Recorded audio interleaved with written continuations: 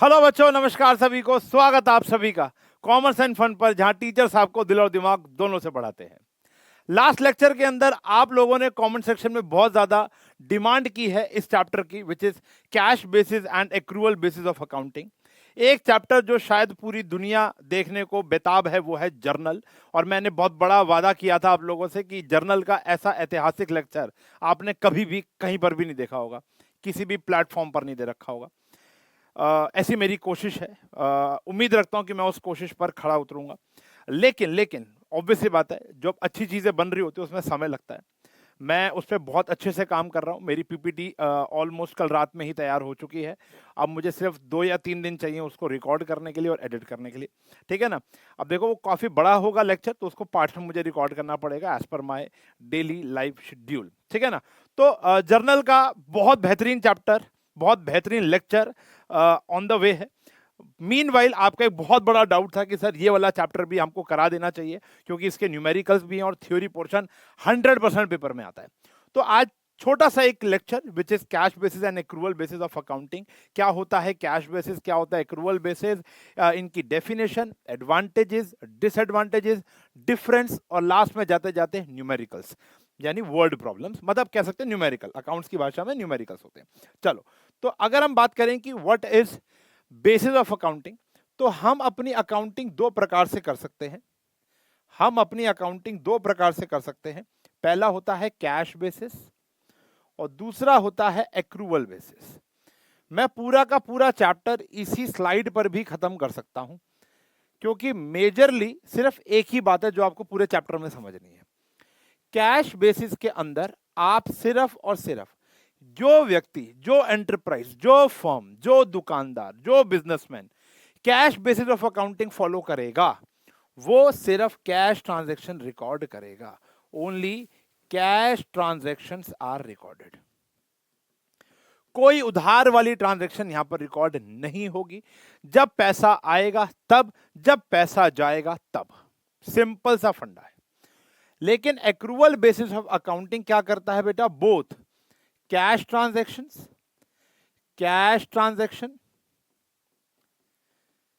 And credit transaction.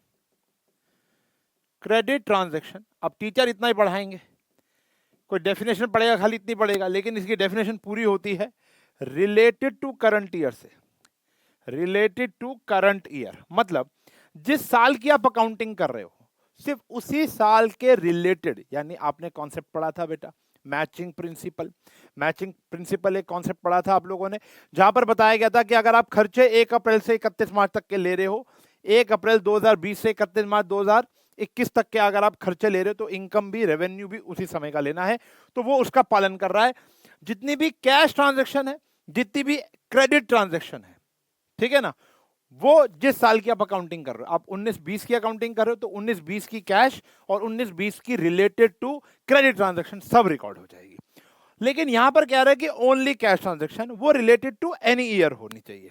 Related to any year, कोई भी साल से रिलेटेड कर सकती है, लेकिन मिली इसी साल होनी चाहिए।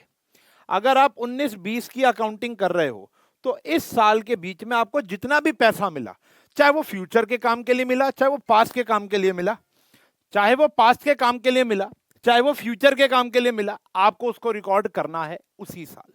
ठीक है ना। तो इस साल का भी इसी साल आएगा, पिछले साल का भी इसी साल आएगा, और आने वाले साल का भी बेटा इसी साल आएगा, प्रोवाइडेड पैसा आया हो। एक्रूअल कहता है कि कैश बेसिस तो रिकॉर्ड होगा ही होगा, ये सब कुछ तो रिकॉर्ड हो ही रहा है, लेकिन करंट ईयर का रिकॉर्ड होगा। मतलब जिस ईयर का आप काम कर रहे हो, यानी इसके अंदर आउटस्टैंडिंग, प्रीपेड, एडवांस और एक्रूड सारा का सारा एडजस्ट कर दिया जाएगा। आओ इसको ना बहुत डीपली पढ़ते हैं, एक एक करके शुरू करेंगे। पहला आता है कैश बेसिस ऑफ अकाउंटिंग। यहां पर बड़े बड़े हम सुनहरे अक्षरों में लिख देते हैं कि only cash transaction, only cash transactions. ठीक है जी। तो ये बात आप ध्यान रखना कि सिर्फ कैश ट्रांजैक्शन रिकॉर्ड होगी, बट वो किसी भी साल की हो सकती है। बस जिस साल की आप अकाउंटिंग कर रहे हो वहां पैसा आएगा, और पैसा आना चाहिए उस साल, जाना चाहिए उस साल। Transactions are recorded in the books of account on cash being received or paid. Cash basis of accounting is a system in which the transactions are recorded when cash is transacted. whether received or paid. It means revenue is recognized on the receipt of cash. ठीक है ना, मतलब आप तब मानोगे जैसे for example आज मैंने माल बेचा, अब वो माल बेचने पर पैसा तो रिसीव नहीं हुआ, मान लो उधार पे बेचा, तो जब 4 महीने बाद मुझे पैसा मिलेगा तब मैं रिकॉर्ड करूंगा कि भैया मेरा माल बिका है। तो रेवेन्यू तब रिकॉग्नाइज किया जाएगा, तब किताबों में लिखा जाएगा जब आपको पैसा मिल जाएगा। ये ध्यान रखना। आज कोई वर्कर मेरे लिए 6 महीने से काम कर रहा है, मैंने सैलरी नहीं दी, तो उसकी सैलरी ड्यू ही नहीं हो रही, मेरा एक्सपेंस पैदा ही नहीं हो रहा। मेरा एक्सपेंस तब पैदा होगा जब मैं उसको सैलरी दूंगा 6 महीने की हट्टी। समझ में आ गई बात? तो कैश बेस ऑफ अकाउंटिंग ये होती है। Likewise expenses are recorded, अब ये मैंने आपको बता दिया, ठीक है ना। अब यहां पर ये लोग कौन कर कौन रहा है, अभी ये आपको पता चलेगा। वैसे बता देता हूं, cash basis of accounting follow करते हैं वो लोग जिनका मैक्सिमम काम कैश का है। मैक्सिमम मतलब जिसका 99.9999% काम कैश का है। जितने भी प्रोफेशनल लोग हैं, चार्टर्ड अकाउंटेंट उधारी का काम नहीं करते, ठीक है ना। जितने भी क्लिनिक्स हैं, डॉक्टर्स हैं, वो उधारी का काम नहीं करते। कभी गए हो किसी डॉक्टर के पास कि बुखार चेक कर दो, लूज मोशन की दवाई दे दो, पैसे अगली बारी दे दूंगा? कभी होता ही नहीं, कभी जाते ही नहीं। कभी डॉक्टर से उधार नहीं मांगा होगा तुमने आज तक, ठीक है ना। तो यहां पर कहानी यह है कि वकील हो गया, डॉक्टर हो गया, चार्टर्ड अकाउंटेंट हो गया, ये जो लोग प्रोफेशनल लोग होते हैं, यहां पर उधारी नहीं चलेगी, ठीक है ना। तो इनका जब आना ही कैश है तो ये सारे के सारे खर्चे टाइम पे करते हैं। बिजली का बिल भी टाइम पे करते होंगे, सैलरी जो स्टाफ की सैलरी वो भी टाइम पर है। ही कितनी सैलरी ना, देखो आप सर्विस सेक्टर के अंदर हो, अगर एक क्लिनिक को ऑब्जर्व किया जाओगे तो 3 से लेकर 4 एम्प्लॉइज वहां पे 2 या 3 एम्प्लॉइज काम कर रहे होते हैं। खुद डॉक्टर हो गया, काउंटर पे कैश रखवा लेते हैं पेशेंट से, एक दिन का गल्ला बन गया मान लो 20,000 रुपया, ठीक है जी। साल का एक महीने का हो गया लगभग 6 लाख रुपए हो गया। तो 6 लाख में से जैसे कैश ही आ रहा है, डेली कैश आ रहा है, हर महीने अपने स्टाफ को भी सैलरी कैश या बैंक के थ्रू दे दी भैया, चलो हर महीने टाइमली पैसा जा रहा है, हर महीने बिजली का बिल, हर महीने जो भी उनके खर्चे हैं वो टाइमली जा रहे हैं, क्योंकि कैश आ रहा है, कैश जा रहा है। अब दुकानदार जो है वो उधार खरीद रहा है, बेचारा उधार बेच रहा है, तो उसकी क्रेडिट ट्रांजैक्शन बहुत ज्यादा है, तो वहां पर लगता है एक्रूअल बेसिस। चलो, एडवांटेजेस ऑफ कैश बेसिस क्या है? पहली बात it is simple basis of accounting as adjustments of outstanding. जितने भी वो 4 बेहतरीन गंदे शब्द है ना, याद है ना आपको? आउटस्टैंडिंग वाला शब्द, प्रीपेड वाला शब्द, एक्रूड इनकम और इनकम रिसीव्ड इन एडवांस, इसको यहां पर कंसिडर करना ही नहीं है, इसको यहां पर हम कंसिडर ही नहीं करते, ठीक है ना। This approach is more objective as a very few estimates or judgement are required. मतलब यहां पर आपको ना ड्यू, जैसे डेप्रीसिएशन है, ये तो इस कैसे ये वाले बेसिस में तो डेप्रिसिएशन लगता ही नहीं है। क्यों? क्योंकि डेप्रिसिएशन एक नॉन कैश एक्सपेंस है, तो यहाँ पर एस्टिमेशन वाला काम भी खत्म हो जाता है, तो ये थोड़ी सी प्रैक्टिकल हो जाती है। This basis of accounting suitable for those enterprises where most of the transactions are on the basis of cash. जैसे डॉक्टर हो गया, ठीक है जी, जैसे लॉयर हो गया, जैसे हमारा चार्टर्ड अकाउंटेंट्स हो गए, ये जितने भी प्रोफेशनल्स हैं उनको यहाँ पर ये बेसिस ऑफ अकाउंटिंग पसंद आता है, ठीक है जी। और बहुत कम मेहनत लगती है, बहुत कम स्किल लगती है कैश बेस ऑफ अकाउंटिंग करने के लिए। कुछ डिसएडवांटेजेस हैं, ऑब्वियस सी बात है। अब देखो, जब वो 4 चीजों को एडजस्ट नहीं कर पा रहा तो करेक्ट प्रॉफिट लॉस नहीं पता चल पाएगा। It doesn't give a true and fair value of the profit and loss and the financial position of the enterprise because it ignores outstanding, prepaid, accrued, ये सब कुछ इग्नोर कर देता है, ठीक है ना। तो ये सारी की सारी चीजें जब इग्नोर हो जाती हैं तो हमारा प्रॉफिट और लॉस बेटा करेक्ट नहीं आ सकता। कैसे आएगा आप खुद सोचो ना। मान के देखो कि मैंने आज उधार पे माल बेचा, मैंने मार्च में उधार में माल बेचा और मुझे पैसे मिल रहे हैं बेटा जुलाई में, तो वो इनकम तो मेरी मार्च में कंसीडर होनी चाहिए, लेकिन उस साल का प्रॉफिट मेरा कम दिखाई दिया क्योंकि वो सेल अभी हुई नहीं। क्यों? सेल तब मानी जाएगी जब पैसा रिसीव होगा। तो कैश बेस ऑफ अकाउंटिंग थोड़ी सी खराब है, मतलब बहुत ही कम लोग यूज करते हैं। अभी बताऊंगा हम कौन सी फॉलो करेंगे। ये मैचिंग प्रिंसिपल ही फॉलो नहीं करता, ठीक है जी। This system doesn't distinguish between capital and revenue items. आप मशीनरी खरीद रहे हो तो भी खर्चा माना जा रहा है, आप मशीनरी की रिपेयर करा रहे हो तो भी खर्चा माना जा रहा है, ठीक है ना। There is no consistency in the profit of the 2 years. मतलब आप कंपेयर नहीं कर सकते हो, आप क्या नहीं कर सकते हो, कंपेयर नहीं कर सकते। तो मतलब वाहियात बेसिस ऑफ अकाउंटिंग है कैश बेसिस। मैं तो कह रहा हूं आज की डेट में तो प्रोफेशनल भी इस्तेमाल नहीं करते। तुम्हें मेरी बात से शायद रिलेट करो या ना करो, अगर तुमने कुछ एडवर्टीजमेंट को जब तुम ऑब्जर्व करते हो तो आजकल तो डॉक्टर भी उधार दे रहे हैं बेटा। हार्ट ट्रांसप्लांट, नी ट्रांसप्लांट, किडनी का कोई इशू है, डायलिसिस है, कैंसर का कोई ट्रीटमेंट है, तो ये आजकल किस्तों में चल रहा है, ठीक है ना। बैंक्स आ गए हैं, कहते हैं भैया आप अपना हार्ट का ट्रीटमेंट करा लो, कोई बात नहीं, आप अपना हार्ट ट्रांसप्लांट करा लो, आप अपनी किडनी ट्रांसप्लांट करा लो, हम आपको क्या दे देंगे, फाइनेंस दे देंगे, आप किस्तों में पैसे उतार देना। ऐसे होर्डिंग्स मैंने रोहिणी क्षेत्र के अंदर कई बारी देख लिए। और एक तो मैंने ऐसा वाहियात ऐड देखी, तुम शायद बिलीव करोगे नहीं करोगे, उस पर एक आईवीएफ की ऐड थी। आईवीएफ शायद आप जानते होगे, आर्टिफिशियल तरीके से बच्चे पैदा होते हैं। तो वहां पर लिखा हुआ था मात्र 3,000 की मासिक किस्तों पे बच्चा घर ले जाए। भाई साहब, बच्चा ना हो गया, गुड्डा हो गया, गुड़िया हो गई, समझो। सिंपल सी बात समझ नहीं आती मुझे लोगों की, वाहियात ऐड थी, मुझे पसंद नहीं आई वो ऐड। लेकिन हाँ, अब मेडिकल फील्ड के अंदर भी यहाँ पर क्या आने लग गया है बेटा, किस्तें आने लग गई हैं, उधारी चलने लग गई है। मेरा खुद चार्टर्ड अकाउंटेंट मुझे उधार दे देता है कभी कभी, उसकी हर महीने की फीस जाती है, और मैं कभी 3-3 महीने फीस नहीं देता, क्योंकि मैं भूल जाता हूँ, वो भी नहीं मांगता, क्योंकि मेरे ही सर हैं वो, ठीक है ना। तो वो भी मुझसे डिमांड नहीं करते, वो 3 महीने बाद कहते हैं कि बेटा वो वाले पैसे दे दो, मैं चेक भेज देता हूँ। समझ में आ गई बात। तो यहाँ पर भी उनका भी कैश बेसिस नहीं चल रहा, क्योंकि वो भी उधारी कर रहे हैं।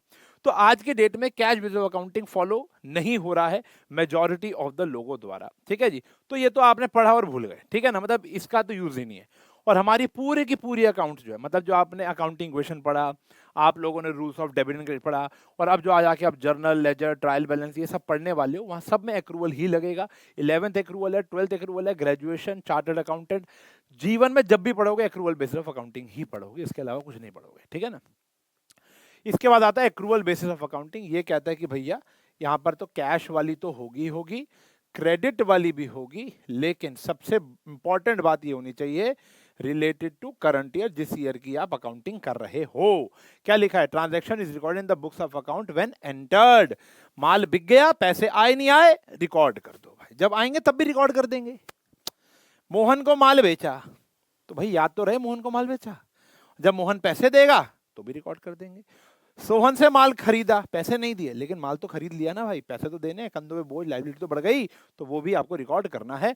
Weather cash is received, paid और नॉट, पैसा आया गया या नहीं आया गया, ठीक है जी। Under accrual basis of accounting, unlike cash basis of accounting, income is recorded income when it is entered, और एक्रूड, एक्रूड मतलब पैदा हो जाती है।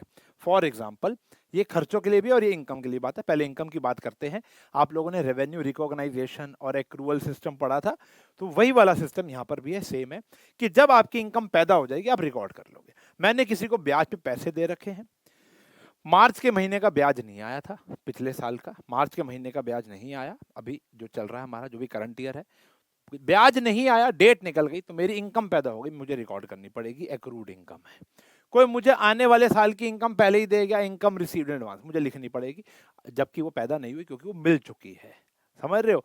प्रीपेड एक्सपेंस, अभी खर्चा ड्यू नहीं हुआ, लेकिन मिल तो गया ना आपको, आपने पे तो कर दिया, तो पे मतलब कैश तो रिकॉर्ड हो ही रहा है।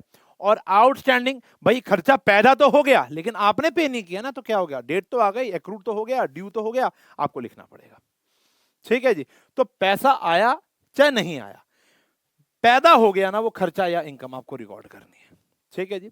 सिमिलरली जैसे इनकम आ गया, for example credit sale is recognised as sale irrespective of the fact that whether amount has been received or not। माल बेच दिया ना, आपके यहाँ से माल हो गया डिस्पैच, बिल बन गया है, उस बंदे के पास पहुंच गया, वो यूज कर रहा है, पैसे नहीं दिए अभी उसने, पैसे 3 महीने बाद देगा, कोई बात नहीं, आपकी सेल रिकॉग्नाइज हो जाएगी, अकाउंट्स में लिख दी जाएगी, 3 महीने बाद जब बंदा पैसे देगा तो रिकॉर्ड कर देंगे। Same goes for expense also, इसको पढ़ लेना, पूरा चैप्टर थ्योरेटिकल चैप्टर है बेटा।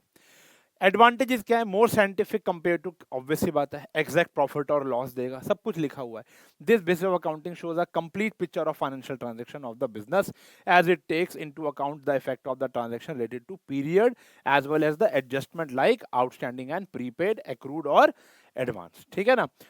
तीसरा पॉइंट आता है, this basis disclose the correct profit और लॉस, ये करेक्ट प्रॉफिट लॉस को डिस्क्लोज करता है, ठीक है जी। इट रिफ्लेक्ट्स ट्रू प्रॉफिट और loss during the accounting period and take care of wider acceptability, यानी ज्यादा से ज्यादा जनता इसी को एक्सेप्ट कर रही है।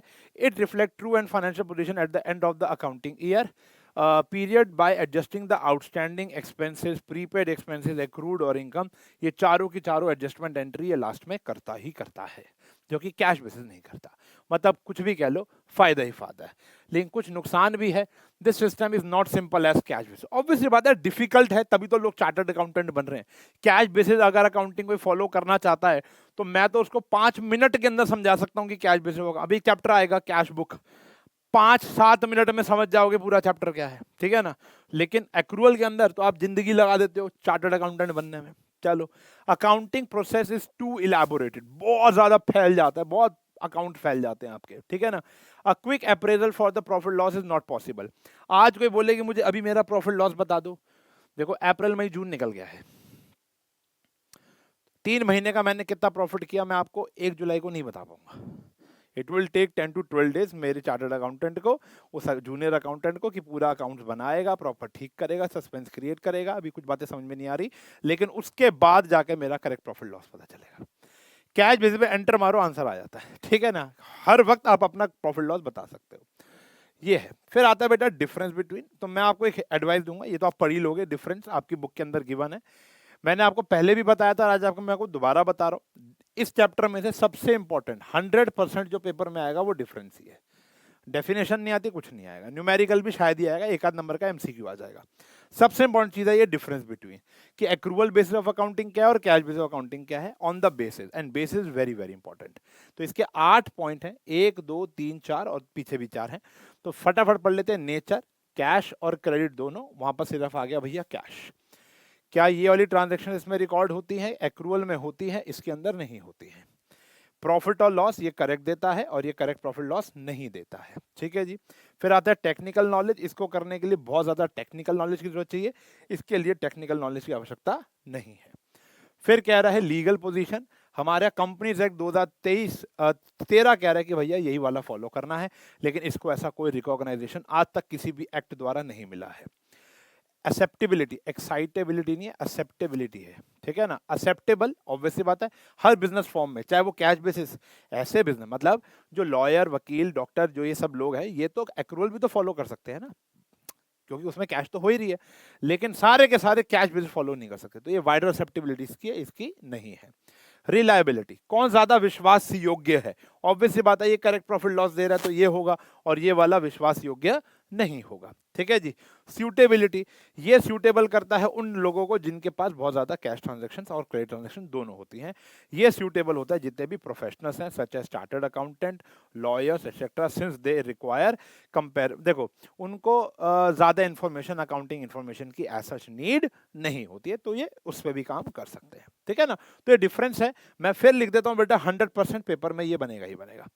इसके बाद बात करते हैं कुछ न्यूमेरिकल की, जो डेफिनेशन आपने पढ़ी उसी बेसिस पर आपने ये काम करना है। चलो बहुत सिंपल है, ज्यादा बड़ा चैप्टर था नहीं बेटा ये। During the financial year 2021 Ashok had a cash cell of 3,90,000, ठीक है जी, एंड क्रेडिट सेल ऑफ 1,60,000 रुपया। कैश सेल इतनी थी, क्रेडिट सेल इतनी थी। His expenses for the year 2,70,000 थे, जिसमें से 80,000 अभी भी उसने पे नहीं किए। अशोक की इनकम बतानी है on the basis of cash, cash basis. तो अगर मैं कैश बेसिस फॉलो कर रहा हूं तो उसकी इनकम बतानी है। देखो इनकम का मतलब है रेवेन्यू माइनस एक्सपेंस, लेकिन रेवेन्यू और एक्सपेंस कैश वाला होना चाहिए। तो कैश सेल कितनी थी बेटा हमारी, 3,90,000, और खर्चे जो आपने कैश में किए, देखो 2,70,000 तो आपका टोटल खर्चा है, उसमें से 80,000 अभी आपको देना है। तो आपकी जेब से कैश कितना गया है खर्चों में, 1,90,000। भाई देखो दोबारा पढ़ लो, टोटल एक्सपेंस हमारा है 2,70,000, जिसमें से 80,000 स्टिल टू बी पेड। तो आपकी जेब से कैश कितना निकल चुका है, 1,80,000 रुपया, सॉरी 1,90,000 रुपया। तो मेरा 2,00,000 रुपए क्या आ गया बेटा, प्रॉफिट। ये आ गया बेटा मेरा प्रॉफिट, या मेरी इनकम आ गई। यही सेम क्वेश्चन अगर मुझे एक्रूवल के लिए बोला जाता, जो कि अगली स्लाइड में बोला भी गया है, तो मेरी इनकम आ जाती total expense minus total, sorry total revenue minus total expense. अब वो टोटल एक्सपेंस और रेवेन्यू जो होगा वो उसी साल का होना चाहिए, चाहे मिला चाहे नहीं मिला। अब देखो कैश सेल और क्रेडिट सेल, टोटल सेल हो गई भैया 390 प्लस 1,60,000, माइनस कर देंगे टोटल खर्चा, चाहे पैसा गया चाहे नहीं गया, ये हमारा आंसर आ जाएगा। ऊपर आ गया बेटा हमारा 5.5 माइनस 270, जो भी आंसर आएगा देख लेना, ठीक है जी, क्लियर है। यहाँ पर यही बोला था क्वेश्चन नंबर 1 के अंदर जो भी हमने किया उसको एक रूल से करो। आओ जी एक क्वेश्चन और देख लो, ये भी सिंपल है। Vijay a consultant during the financial year 2021 4 lakh रुपए उसने अर्न किए, out of which he receive 3.5, 50 अभी लोगों से लेने हैं। चलो, he incurred an expense of 170, out of which 40 are outstanding, ये भी अभी उसने लोगों को पे करने हैं। He also receive consultancy fee relating to previous year, पिछले साल के किसी के पैसे बकाया होंगे जो कि इसी साल यानी 2021 में ही वो पकड़ा कर चला गया, और उसने ऐसा खर्चा भी पे किया जो कि प्रीवियस साल से रिलेटेड था, यानी कोई आउटस्टैंडिंग खर्चा पिछले साल का आज पे किया है। अब आपको इनकम बतानी है कैश बेसिस के हिसाब से। देखो, अगर हम बात करते हैं कैश बेसिस पर, तो ये कैश जितना पैसा रिसीव हुआ है वो प्लस हो जाएगा, माइनस हो जाएगा जितना पे किया है। रिसीव हुआ है बेटा, देखो 3.5 लाख तो एक ये रिसीव हुआ था, और पिछले साल का 45,000 रिसीव हुआ था, और माइनस हो जाएगा प्यारे बच्चों, एक तो 1,70,000 में से 40 तो भी देना है, तो 1,30,000 तो दे दिया होगा, 1,30,000 तो दे दिया होगा, और प्लस आपको 20,000 आपने और पे किया है, चाहे वो किसी भी साल से रिलेटेड हो, हमें लेना देना नहीं है कैश बेसिस में। तो 395 में से 150 चले जाएंगे तो 2,45,000 आ जाएगा। 395 से 150 चले जाएंगे तो कितना आ जाएगा, 2,45,000। Got it. लेकिन यही अगर एक्रूअल होता तो ये और आसान हो जाता, क्योंकि हमें सिर्फ इसी साल की बात करनी है। इस साल कितना कमाया आपने, 4 लाख, चाहे मिला चाहे नहीं मिला, और कितना उड़ाया बेटा, इस साल की बात कर रहा हूँ, 1,70,000 माइनस 1,70,000, यह आ गया 2,30,000। यही हमारा एग्जैक्ट प्रॉफिट है, 245 नहीं। क्यों? क्योंकि 45 इस साल से आपका रिलेट नहीं कर रहा, वो पिछले साल का था, और उसके बाद जो ये 20,000 है वो भी इस साल से रिलेट नहीं कर रहा था, वो पिछले साल का था, तो वो भी कंसिडर यहाँ पर नहीं होगा। तो एक्रूअल में उसी साल का लेना है, कैश और क्रेडिट बोथ। कैश में कभी भी पैसा आना चाहिए, माइनस पैसा जाना चाहिए, ये प्रॉफिट का फॉर्मूला, इनकम का फॉर्मूला है। तो ये हो गया बेटा हमारा चैप्टर खत्म। आप बहुत मतलब आपके एनसीआर मतलब टीएस गरेवाल की बात करें तो सिर्फ 3 से लेकर 4 पेज का चैप्टर है, पीछे के एमसीक्यू जरूर कर लेना, डिफरेंस बिटवीन याद कर लेना और एमसीक्यू कर लेना, और कुछ करने की नीड नहीं है इस चैप्टर के अंदर। अगला चैप्टर होगा जर्नल, धमाकेदार चैप्टर आएगा, but we have to wait for 3 to 4 days। ठीक है जी, मिलूंगा जर्नल चैप्टर के साथ, तब तक के लिए bye bye, take care, have a nice day.